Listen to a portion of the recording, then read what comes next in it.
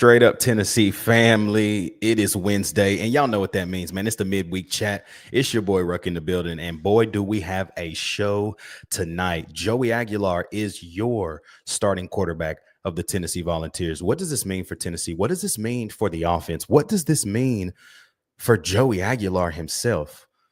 A guy, a JUCO kid, goes to a group of five school in App State, then gets an opportunity in a Power 4 school like Tennessee with so much rich tradition.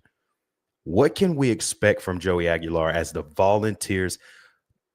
He's the helm. He is the guy. What can we expect from him? We'll dive into that. How good can the offense be? And, man, we have so much more. We're also going to dive into a little bit of a preview of Syracuse. We don't want to give it too much away before our Monday Who Is show. But, man, it's going to be a great night. I got my guy Dylan with me. Let's light the chat up tonight, man. You already know what it is, man. It's straight up Tennessee, baby. Welcome to the midweek chat. 10 days, y'all. 10 days away. 10 days. That's all I got to say, man. Let's get it popping. Tennessee's the program to keep an eye on. If you want to know which program that's not currently at the head table of college football, it's Tennessee. Now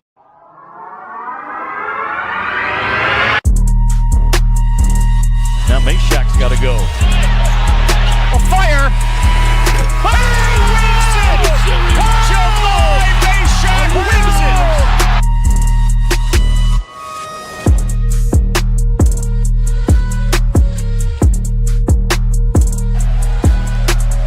He needs a strike. Burton needs a bolt. Swing and a miss! And for the first time, Rocky Top reaches the mountaintop of college baseball.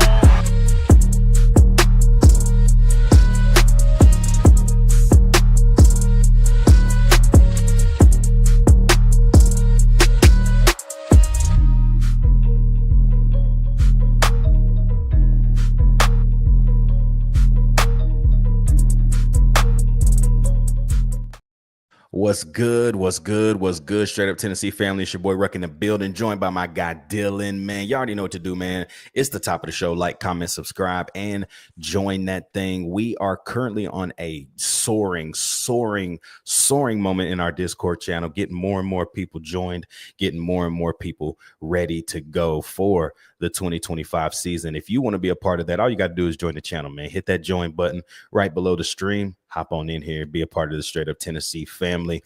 Apple and Spotify listeners, this is perfect for you because all you get to do is listen typically. But y'all don't realize that we about to be live 3 times a week. And we don't want y'all to miss out on any content, man. So go ahead, like, comment, subscribe, join the channel. And we appreciate you, though, Apple and Spotify listeners. Deal. We talked about it before the show started, bro, but like 10 days. We've been waiting to say that for, it feels like 10 months, but now 10 days away. Like, can you contain the excitement? Like, where are you at right now? Yeah, I'm chilling right now, but I feel like once Saturday rolls around, we get to see Kansas State and Iowa State and Ireland on Saturday. I feel like it's gonna pick up after that. But I mean, I'm chill right now. But once Monday rolls around, it's all about Syracuse. So let's roll. Hey, man, I got my guy Grayson Riffy in the chat. Excited is an understatement for this upcoming season. I can't wait. And you know what's funny, y'all? Grayson Riffy's in the Discord. Why ain't y'all? Young Riff is in the Discord. Shout out to my boy Grayson, man. Good to have you here tonight, my bro. Deal, like, I think for me, it's not so much the excitement of just like Tennessee football being back. Like, yes, I'm excited about Tennessee football being back. Like, don't hear what I'm not saying, right?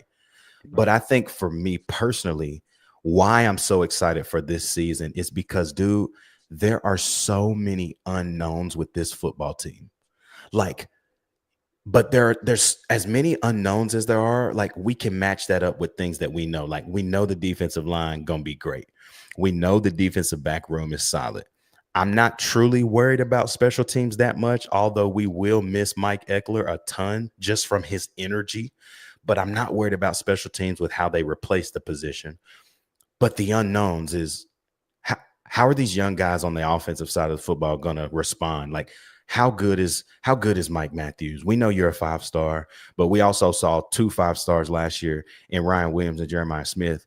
get a ton of clock, and be dynamic at their position. We didn't see that from Mike Matthews. So, like, how good is Mike Matthews? How good is Chris Brazzell? Like, he's unproven, right? We saw Brazzell out of the portal, and we were all excited about Chris Brazzell. If you say you were not excited about Chris Brazzell, you're lying, because you saw the length, you saw the speed, and it excited us because we were like, that's Dante written all over again. But he had a Dante like year one. And so what does year two hold for Chris Brazzell? And then you get to a guy by the name of Braylon Staley, highly touted 4-star out of South Carolina. You know he has the tools, but can the tools translate to live game action? We still don't know. Me and you are very high on Braylon Staley, I would say. And I think we know what we're getting in the guy, but what does it translate to Saturdays? And then ultimately, man, you're getting a fifth-year guy in Joey Aguilar, who is now your starting quarterback, who we knew would be the guy, guys. Like, we knew this would happen, but we didn't know how or when or if he would actually go and take the job, which it sounds like he went and took it. We'll dive into that a little bit in a minute, but there's so many unknowns, dude. And I think that's where my excitement's coming from. For sure. And there are a ton of unknowns on offense. I feel like the defense obviously is going to be just as good, if not better, than last year. But I'm the same way with you with receivers. I'm with the offensive line.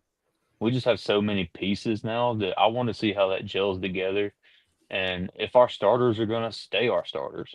Because who Yeah. knows, there could be a guy that goes down and all of a sudden we got William Satterwhite in, or we got Gage Ginther in, or who knows. But That's real. Hey, look at my man Tommy B on Facebook. Tommy, what's up, bro? He says, on a scale of 1 to 10, how excited are you that we don't have Mr. Iamaliava, and why is it a 10?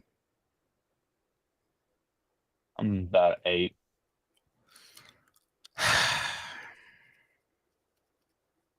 Let me put it to you like this. I feel like Joey would be better than Nico was last year, but he wouldn't be better than Nico would have been this year.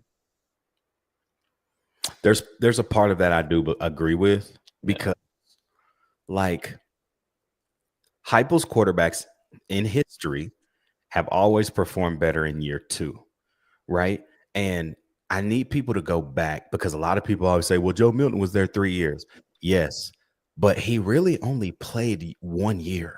Like, if y'all really want to be strict, like if you want to be real about it, Joe Milton played 1 year at Tennessee, which was the 2023 season. He was the guy all year long, no ifs, ands, or buts about it, right? So yes, he was in the system, but it's different when you're starting and you're playing in the system, right? Like, it's very different.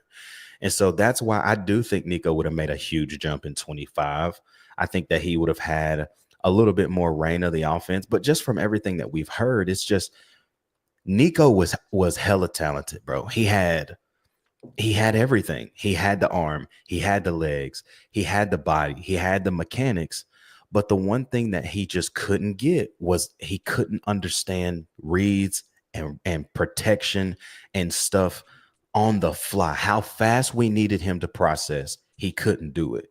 Now, deal, that's not me saying he wasn't going to do it in 25. You had a whole nother year to learn different reads. You added some new installs, right? Like, but still, Nico last year, and you saw it, like he could not process the game as fast as we needed him to. And so at times he was a liability. With Joey and Tommy, I think I'm going to give you a 7. Like, I'm glad that he's gone, because I feel like he was a cancer. But I do think that we're going to miss some of those intangibles that he could do for us. Like, hey, this pocket's closing up. All right, let me go get 12. Like, and I think Joey can go and get us 6, 7. He might can get us 12, but we need Joey healthy more than ever this year. And I'll explain that a little later. But going back to what I'm saying, I think with Joey, you're getting a guy, when you're talking about football knowledge, there's no worries in my mind about football knowledge. You felt that from his press conference today. Like, his biggest thing was not learning the offense as far as what's going on. It was more of understanding tempo. And he mentioned that. He's like, I did have to go and learn the offense and the concepts and why we do what we do. But like he said at Media Day a few weeks back, like everything that Tennessee is doing is exactly like it's almost the same stuff that App State was doing, but it was called something different. And so Joey was just learning the new calls under Heupel's system. And so I think for Joey, you're getting a high IQ guy who's smart, who now has gotten an offense that's way more complex, but it's also more simple for him. And so I think you're getting a complete flipped upside down version of Nico. Is Joey still talented? Of course, Josh Heupel would not roll somebody out there if he wasn't talented. And also the guys around him wouldn't trust him if he wasn't talented. But I think now you got a guy who's also smart, who has experience, and now has a coaching staff to develop the brains into something on the field that's a great product. And so that's why I'm excited about Joey Aguilar. For sure. I am too. And when you speak on that experience, if you go back and you look, like Joey was learning a spread offense at UCLA, and they said that he picked it up pretty quick. He went from a pistol at App State. I even dug up some of his JUCO stuff, and that was a spread offense. So he's got his foot in multiple different playbooks. And so you love to see that, especially when we're talking about integrating the pistol and whatever else that we may be pushing in this year. Yeah. But hey, you just love to see it. Plus that experience factor and the fact that he's a redshirt senior. He know how college goes. He's done with math and English. He's taken like bowling and French art on film this semester, bro. Quite literally. Right. Quite literally. And it's helpful because, dude, all he's been able to and all he's had to focus on was straight football. And that's exactly why we got to where we are. And why ultimately he won the job. And so, we talk about the offense all the time because it's just not been what we're accustomed to, right? Like it's not been great. It's not been explosive. We've had great running games for the last, really since Heupel's been here, but the last 2 years it's had to shine because we just haven't been great in the passing offense. And now you get a guy who is going to dot people up. He's going to throw the football. And they asked him a question today in the press conference, hey, you said back in Media Day you hadn't connected with any deep balls with guys. Like, have you done it yet? And he was like, he just goes through the list of everybody. He's like, yeah, I know I got Chris when he came back. I hit Mike. Amari got one. He said, I think Ra got one. Yeah, Ra got one. Like, so you're like, he's going to put the ball downfield. And that has been and Dylan, tell me if I'm wrong, bro. Like I'm cool with being wrong, but that downfield passing is the only thing our offense has been missing for 2 years. Yeah, just about. I mean, this is a veer and shoot offense. We've been doing a lot of veering and not a whole lot of shooting. So when we take those shots, and that's what people seem to forget because everybody thinks Hinman was just this great air raid quarterback. That was not the case. No. The reason why we valued those touchdowns so much is because it came after 5 straight runs from Jabari Small. I always go back to Alabama 2021 at Bryant-Denny. Yeah. It was a drive in the first drive of the fourth quarter. I think the score, Dylan, was like 35 to like 20 or something like that. 35-21. We were losing. But we get the ball. We punch them in the mouth. Run. And then you got them off balance. Josh Jobe was the corner on the downside of the field against Cedric Tillman. He is looking at the sideline. We've hiked the ball already. And Cedric Tillman's running down the sideline for a touchdown. Yep. Like, that's what we got to get back to, bro. It's we're hitting you in the mouth so much so that you can't even get a call in. And then by the time the call gets to you, we're already past you. That's what Hendon was able to capitalize on. Go back and watch LSU 2022. The beautiful wheel route concept to Jalen Hyatt, the ball that everybody still talks about that's just beautiful. That was off of a turnover. Like that was off of a 3 and out for LSU. We're like, Hype was like, shoot, let's take a shot. And Princeton Fant runs in motion from right to left and it throws the defense off so much that Hyatt's on a wheel route just naked. Like, that was happening for Squirrel White last year, bro, and we couldn't hit him. Yeah. Like, I imagine this deal. I genuinely believe if Squirrel White had about, I think Squirrel might have had 7 touchdowns last year had we been hitting him. And if he would have had half of them, I don't think he would be wearing Florida State gear. I Probably really not. don't. I really don't. I think it was a combination of him and Nico not being gelling, him knowing Nico was the guy and he was going to stay, and he had to go make a decision for himself, right? So Yep. look who's in the chat. Look, Clout. I ain't seen Clout in a minute. Clout says, haven't gotten to tune in much during the offseason, but boy, we are back. Joey ain't got nothing to lose. He's about to throw that thing up every chance he gets. Boy. Now, let me tell you something, dog. I hope he doesn't throw it up every chance he gets. I need him to play football. And I think that's what Hype was teaching him right now, Dylan. It's not to not trust yourself, because Joey trusts his arm, bro. Like, I ain't seen a dude like that trust his arm except for when Gaston Moore threw that pick against Alabama. That was crazy. That was wild. But like, For sure. Joey trusts himself, and you gotta love that about a guy. Right, you gotta look, and look, and then also Clout in the chat says, also, I haven't gotten a chance to eat my crow. Boy, was I wrong about Nico. I think we all were wrong though. So like, we all can backtrack and be sad together, because what's gonna happen, y'all? Like, let's just be on. I'm gonna be honest and authentic. Nico might throw for 3,300 yards this year. He might have 25 tutties. But they're going to lose about 7 or 8 games. Like, it's just real. Like, he might light the stat sheet up, because some of those Big 12 teams that aren't named Oregon, Penn State, Ohio State, Michigan are Big 10. I'm sorry, not Big 12. Mm-hmm. Like, he going to light them up.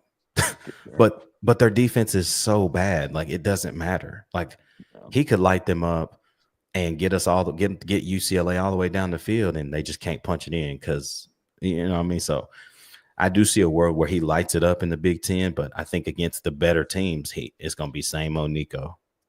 Yeah. Like, who do they have early? They got somebody nice early. I think it's Penn State. Good And then luck. right after that, it's Ohio State. So good luck. Yeah. I wish him the best, but it's the wrong decision, bro. Yeah. Much like Squirrel. I wish Squirrel White wouldn't have left, but I understand him making a business decision for himself. And plus, I mean, goodness gracious, I think Kelsey Pope put him through hell last year, just keeping him on the field. And that's just how bad it was for us offensively last year. Yeah. We didn't trust anybody else. And that was a sad, sad thing. So I'm excited though, man. I think Joey gives us what we need. He gives us the dimension that we haven't had in a couple years. Joe was a 6-year senior. But Joe did not his experience was so different, bro. It wasn't a ton of playing experience. It was just experience being in college. Like, he started at Michigan in, what was that, 2021 or 2020 COVID year, and was benched by game 5, right? Like, it's not the same. And so, Joe Milton really only had 1 year in college where he played, and that was here at Tennessee. And so, yes, he had experience being in college, but being a college football quarterback, live experience, starting a lot of games, he didn't really have that.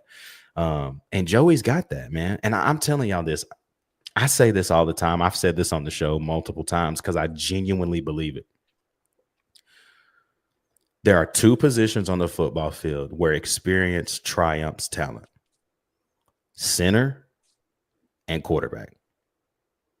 Everywhere else, hey, man, roll a freshman out at receiver. You saw what Jeremiah Smith did. They didn't roll out a freshman at quarterback last year, did they? They took a washed up Will Howard, and he took him to the chip. Nope. Let's call it a spade, right? Like, in other positions, it's really okay. Like, look who we starting at right tackle, Dylan? David Sanders. 5-star freshman. It's a different position. Yes, you want him to have experience. You really do. But if David Sanders was a center, would he actually start this year? I doubt it. Center and quarterback. Those are two positions where experience is invaluable. Like you cannot, like those are two spots where if you're rolling out a freshman, he better be one of them ones. Because it's not for the faint, man. I think anywhere else on the field, I'd roll a freshman out. No problem. But when we talk about those two positions, no, sir. Couldn't do it. No. I'm excited because I also think that Joey Aguilar is going to hit this nerve for us that we haven't been able to hit, right? I think last year we didn't throw a ton of outs. You know, we threw a lot of comebacks, a lot of screens, a lot of slants. You know, we threw some outs, but they were just kind of like, give me 5-yard outs. I think Joey's outs are going to be more of those. Let's get 15. Let's get 15 here. Let's get it. Then let's switch the concept up and do it on the short side of the field. And like maybe, you know, I just feel like they're going to have a lot more routes for Joey because he understands football, right? Right. You know, you hear all of the stuff, Tennessee limited route tree. Well, that's changing. That's changing in 25, y'all. I think there's going to be a lot more stuff that we haven't even seen from Heupel that we've seen from other places. I mean, I've heard some things. I ain't trying to be that guy, but I'm gonna be. You're gonna see a ton of crossers. You're gonna see a ton of drags. You're gonna see some corner routes from your tight ends. You're gonna see pro stuff. You're gonna see my favorite play on College Football 26. You're gonna see Y corner, where it's literally unstoppable. You're gonna have two guys run across the middle, a guy on a corner, and a running back out on an out. Like it's unstoppable. It's unstoppable to guard. And you know why we can do that now? You got a veteran at quarterback and you got a veteran offensive line who genuinely, protection-wise, can work together. I don't know. I'm excited about him, and I'm excited about the element he can bring, especially the downfield passing. For sure. That, and you have to remember that so much of our passing offense is consisted of RPOs. If you watch any of the games from last year or the year before last, you will see Joe and Nico. They'll be handing the ball off, but they'll have their eyes on a safety. And they'll just hand the ball off because they don't want to force it. But if Joey can get comfortable and he can start hitting those little quick slants and comebacks and whatever it may be, and we can get rolling early and he can get that confidence up, who knows what could happen.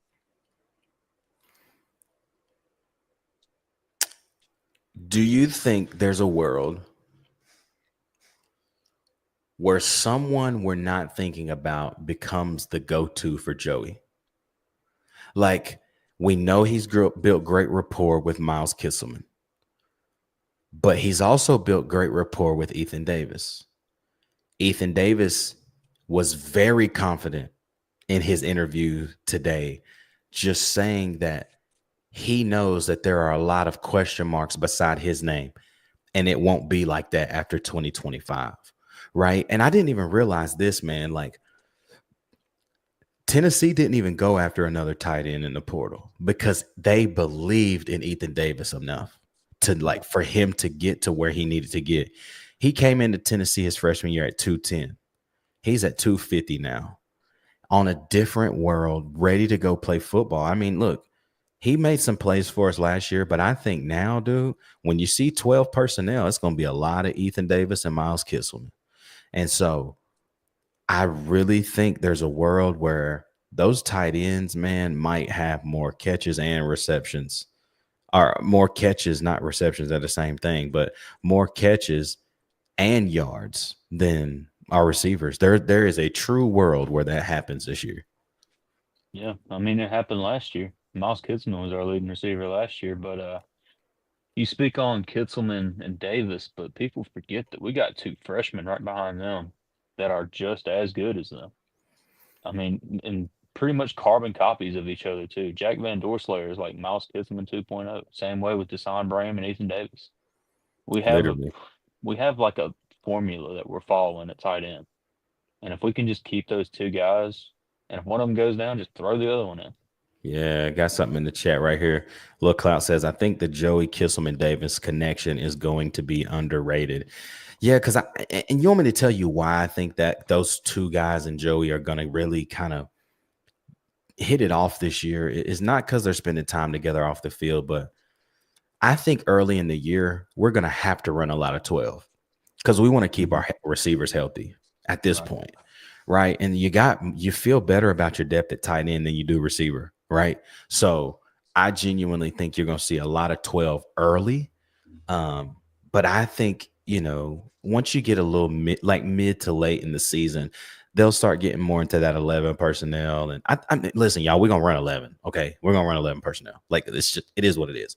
But I think, blue chip breakdown, which I love blue chip, Bull and P, love what they do over there at the blue chip breakdown. He broke something down the other day and was like, he thought Tennessee needed to run about 35% of their offense through 12 personnel. And I was like, man, that number seems high.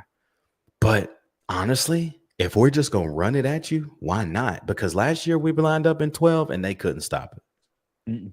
Nobody could stop it. It don't matter. Like, it didn't matter who we were playing. When we came out with two tights, you knew we were running it and you still couldn't stop it. Yeah. It reminded me of the early 2000s. like they're going to run the ball and you can't stop it. Yeah. I mean, even when we got down on the goal line, we throw Jackson Moy in there. You bring out your heaviest run stoppers. It doesn't matter. We got 300-pound Samoan ready to make a lane. So, oh, yeah. Clout says, if we're running the ball the way we usually do and throwing those wide out plays, they won't be expecting the tight end factor. Yeah. And I think that's what we're going to do. We're going to loosen the defense up like we always do, y'all. Like the screen game is going nowhere. Like that is just that's another run. It's just another way to get the ball in space. But now you got guys who can actually catch that ball and do something with it.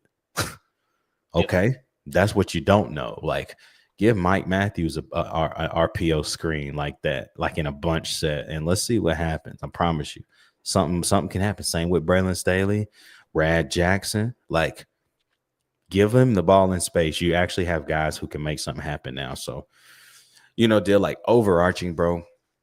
Like, how good can this offense be? Like, it's funny to not talk about defense, right? Like how the times have changed in 3 years. To not talk about defense, like it's not something you're worried about. Like, I feel like this offense has the potential to do more than we think. But there's also the underlying fact that you got to sometimes be a little real with yourself and say, but your quarterback's brand new, but you're installing new things, but your running back room had turnover.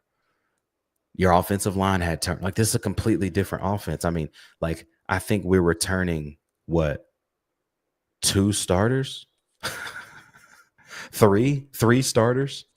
Chris Brazzell, Miles Kisselman, and Lance Hurd.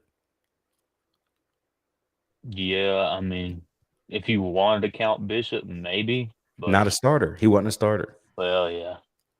You're returning only 3 starters. This is a completely different offense. Right? Like, how good can we actually be? I think the sky is the limit. I really do. I think I'm not going to say this, but I am going to say a little bit of this. Like, it's going to take a while to get back to 2022.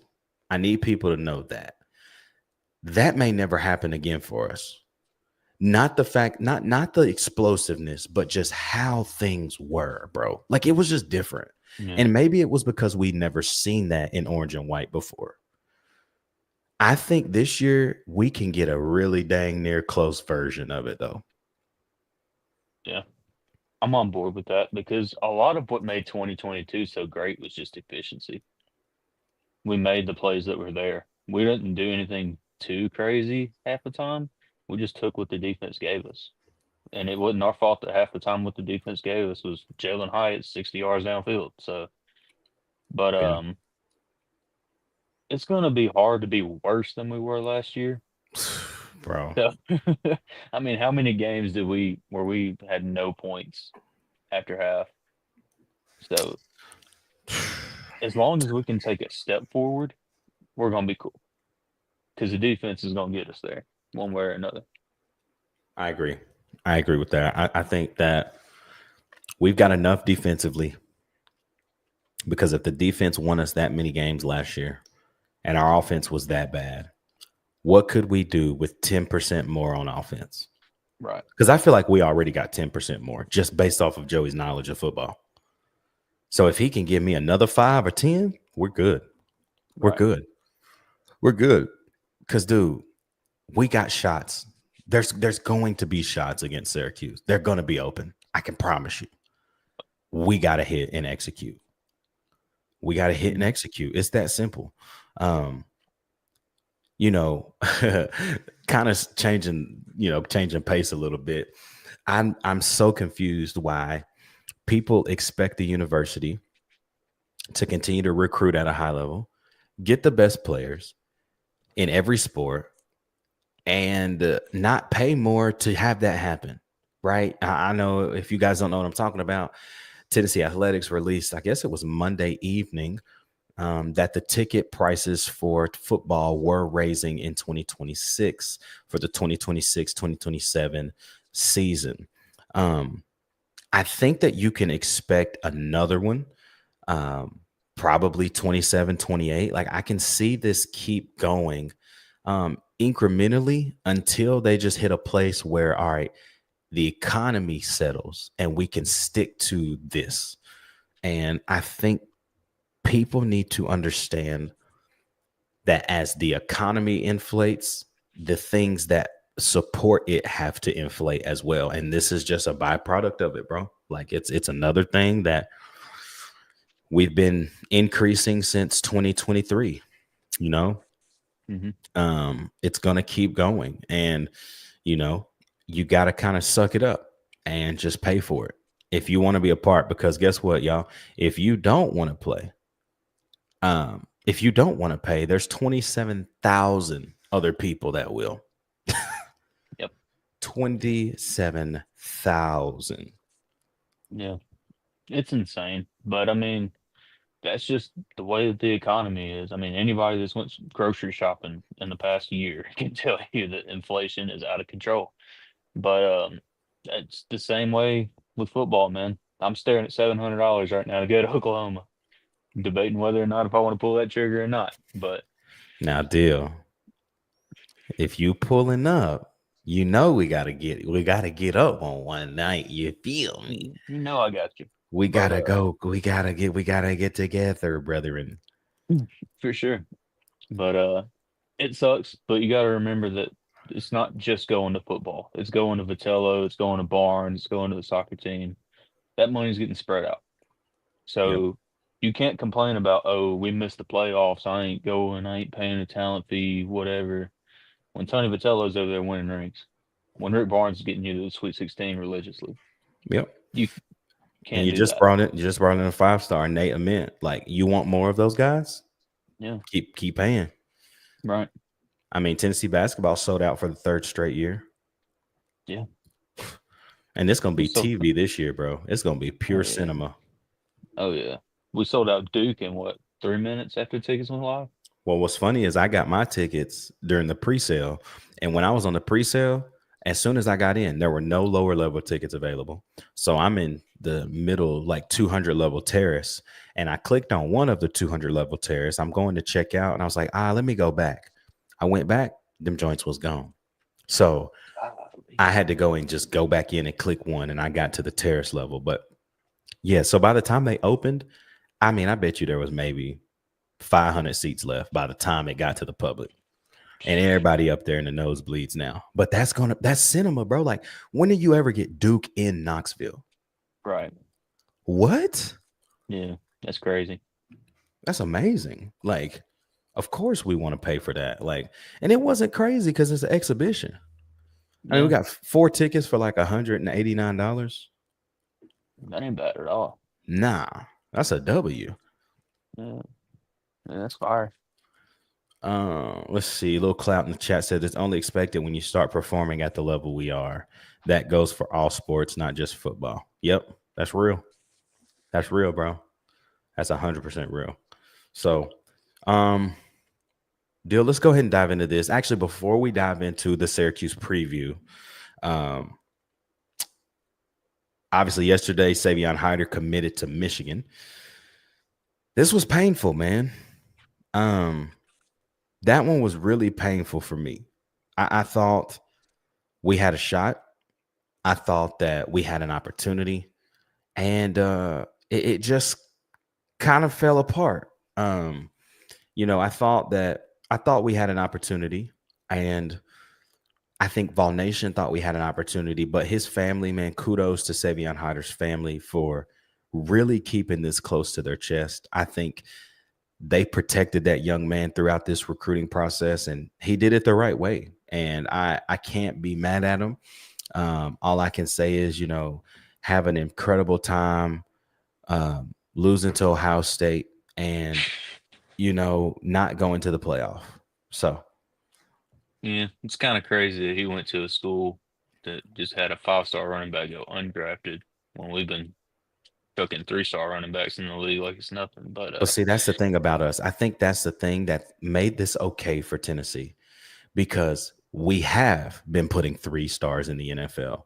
Let's focus our stars on the receivers. Let's go get some receivers who can help us, because we now know with Darrell Sims, Heupel, this offense, the offensive line, the scheme, running backs are going to do whatever they want to do. Oh, yeah, for sure. If you want to be great and you want to be a great running back, you're going to be in this offense. It's up to you. Yeah, it really is. I mean, you could pull just about anybody into our offensive running back, and they're going to kill it. Just with the way that we're so spread out and how much running lanes can open when they're expecting a pass. I mean, we saw Jalen Wright go yard how many times? Too many to count. Right. That's what I'm saying, huh? Let's dive into Syracuse preview, man. Look, and this is crazy, bro. Like, it's kind of nice. Like, we're getting kind of into like next week's flow. Like, typically we do more shows that are a little closer to 45-ish minutes. Right. But I already know when the chats during the seasons make it impossible to go 45 minutes. But yeah. But y'all, I want to talk about Syracuse so badly. And we will talk a little bit about Syracuse tonight. We're not going to dive in fully, but we will talk a little bit about Syracuse and what we can expect. Before we get there, though, obviously, I want to let everybody know watching live right now that starting next week begins our season schedule. What that means for you is this. You get more of this. You get more straight up Tennessee. You get more AJ. You get more Ruck. You get more Deal. You're going to get Turnback. You get Sale. You get C2. Like, you're going to get the boys back because everybody's ready to go. Nobody likes the offseason. And that's why me and Deal, we eat, breathe, sleep this stuff, bro. Like, we love recruiting. We love everything. This is why we can get on here and just talk about literally nothing for an hour with y'all, hang out, do what we do. Those other cats, they got to have a reason. And this football season, it's about to give them a reason. But what our regular season schedule looks like is this, y'all. Next week specifically, we'll be live on Monday night. We'll be live on Wednesday night. And then we'll shoot a video. And listen, next Thursday, Turner already told me this today. It's going to be an OG only show. He is showing up. Next Thursday night, me and him going to record an OG show for you guys for the Syracuse game. It's the first one more day of the season. And this is a better way than to have the OG boys on there for it. But what we do is Monday is the Who is Syracuse show. This is Who is Syracuse. Like, we do a full scout for you. I have a whole scout that I'm going to try not to tell you tonight. I'm going to give you a little bit tonight. But I have a full scout on Syracuse, what we can expect offensively, defensively, who are some of their key guys that maybe we need to key on. What does Fran Brown like to do? We'll talk all about that on Monday. When we get later in the season on the Who Is, you're going to actually start seeing some new faces. You'll get Stephen Cawley back from Who Is Bama, or from Straight Up Bama. And you're going to get a couple of other guys from different platforms that are going to hop on with us. We also will have some VFLs on those shows with us in the future. Ty Kelly Jr. being one of them. Hopefully, I'm going to ask my boy hop on here with us, get TK on here, And then obviously, like we had a couple years back, Peerless Price will join us this year as well. But then Wednesday is our midweek chat, just like tonight. We're just gonna hop on here and chat it up. What's going on? What's been happening during the week? What did Heupel say in his press conference? What did the players say in their press conference on Tuesdays? We'll talk all about that on Wednesday. And then obviously on Friday, you'll get a recorded show. That's all about the one more day. We're one more day away from Tennessee playing football. And then the following week, because we'll have a Sunday after we have played, we'll go live on Sunday, Monday, Wednesday, and we're going to have a show on Friday. You about to get it all, y'all. You finna get it all. It's go time, man. I'm excited. Very excited. Look, man, look at my boy Eric. I ain't seen Eric in a minute. He said, what's up, Ruck and Dylan? 10 days till it's football time in Tennessee, in Atlanta at Mercedes-Benz. I can't wait. Go Big Orange Vols. We can't wait, bro. Look, Clout says, when that nice crisp weather hit next week, ooh, wee. It's football time in Tennessee again. He said, and you getting clout. Clout back. Look, he said, big turn. And then talking about Peerless Price, he says that big 3-7. Yeah, y'all already know, man. But yeah, bro. Okay, so let's talk a little bit about Syracuse. Obviously, they named Stephen Jelly their starting quarterback. I was shocked, but not shocked, because Fran Brown literally took Ricky Collins to ACC Media Day, and he ended up not being the starter. Yeah. It's pretty crazy. That's embarrassing. Yeah. For Fran and Ricky. Yeah. Yeah, it's not a good look at all. But who knows? If Angeli's like that, we're gonna find out.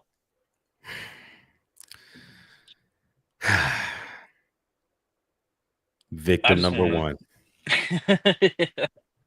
I just want to preface that by saying I have not looked at Syracuse a wink yet. So I have no idea what I'm getting into with Angeli, but from what I've seen of him and what I know from the coaching staff when they were looking around for a quarterback is that they didn't like him. So we're going to find out. Here's what I'll tell you about Steve Angeli. Accurate with the football, cannot run to save his life. That's Notre Dame quarterbacks, though. Except for Riley Leonard. Riley Leonard could get jiggy with it. Yeah, a little bit. But he wasn't a Notre Dame quarterback. He was a Duke product. Right. He just came there for a year. Riley was not good downfield with the football. But if you asked him to run, he was getting loose in there. Yeah. And so thing with Steve Angeli is he's going to give you that pocket presence. He's going to give you that, but he has happy feet. And if you get pressure early, I think it's over with.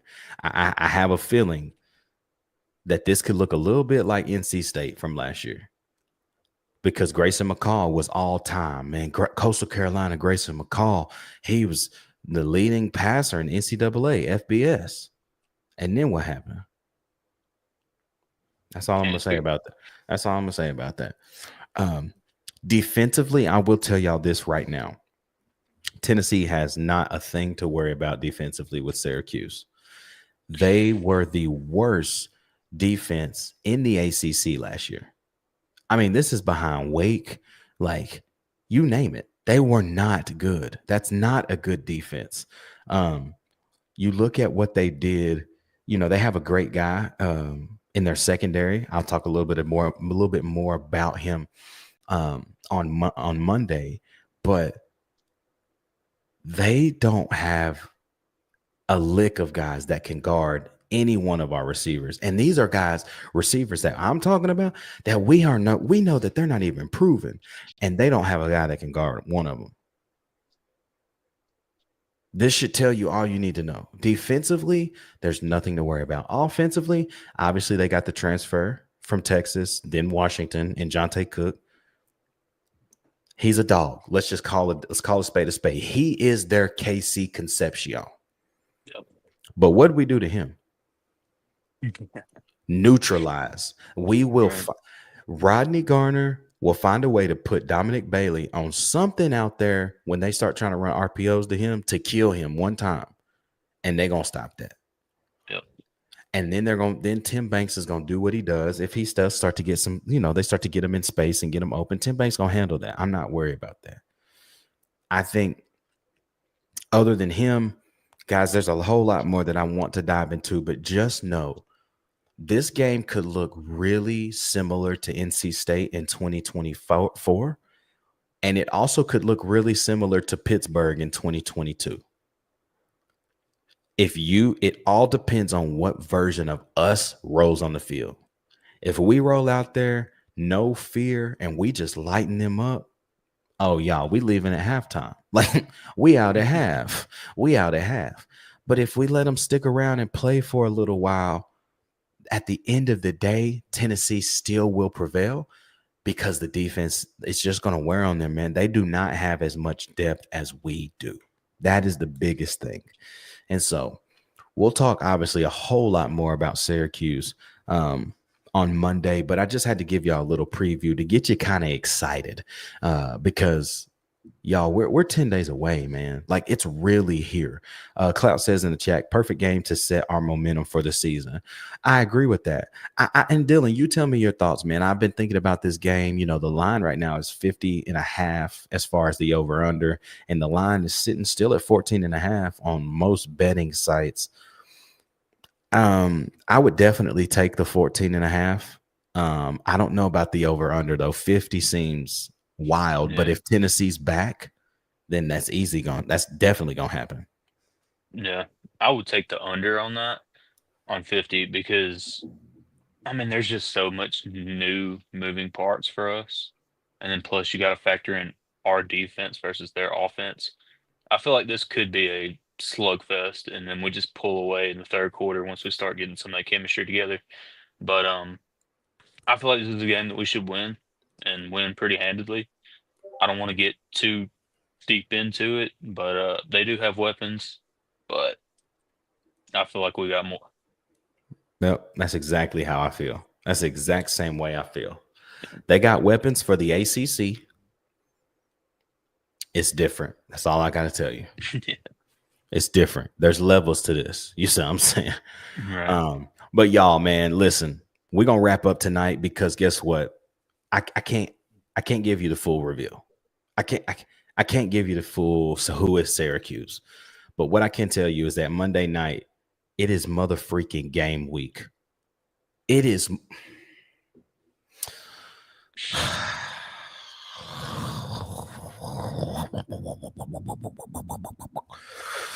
Oh man,